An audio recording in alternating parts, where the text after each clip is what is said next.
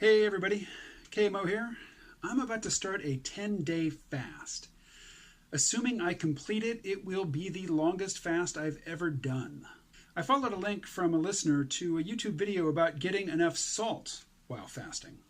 The video is not overtly political, and I don't imagine that the video's author was trying to be an elitist asshole, but he used a phrase repeatedly that raises my hackles.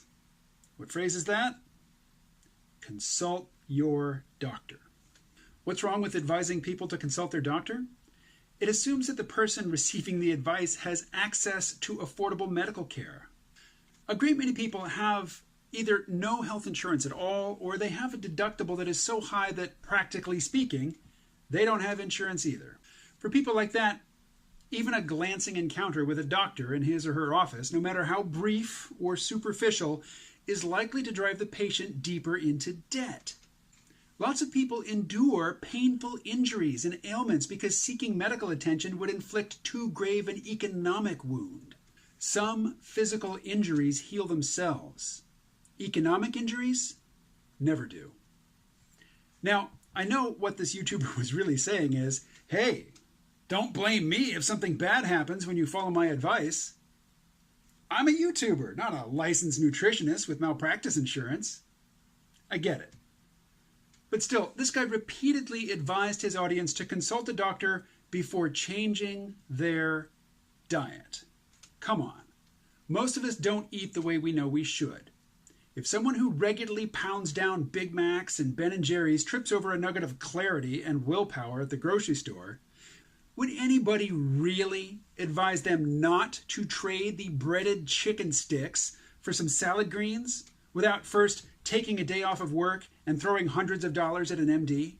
Should a couch potato resist the urge to get outside and take a walk until they've made a sizable cash sacrifice to Humana, United Healthcare, or some other corporate behemoth?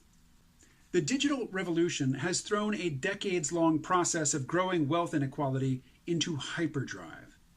The class of people who can visit a doctor's office for an official stamp of approval anytime they want to try out a new exercise regimen or change their eating habits is shrinking. Conversely, the class of people who grew up thinking that going to the doctor in a non-emergency circumstance is normal, but who don't have that same luxury as adults, is growing.